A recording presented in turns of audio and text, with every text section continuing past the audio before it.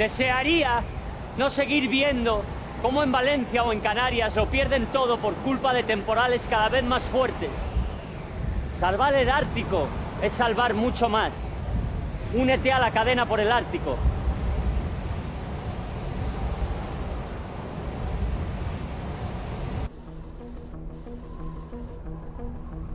Yo quiero que mis hijos puedan pasear por las playas de Cádiz en el futuro.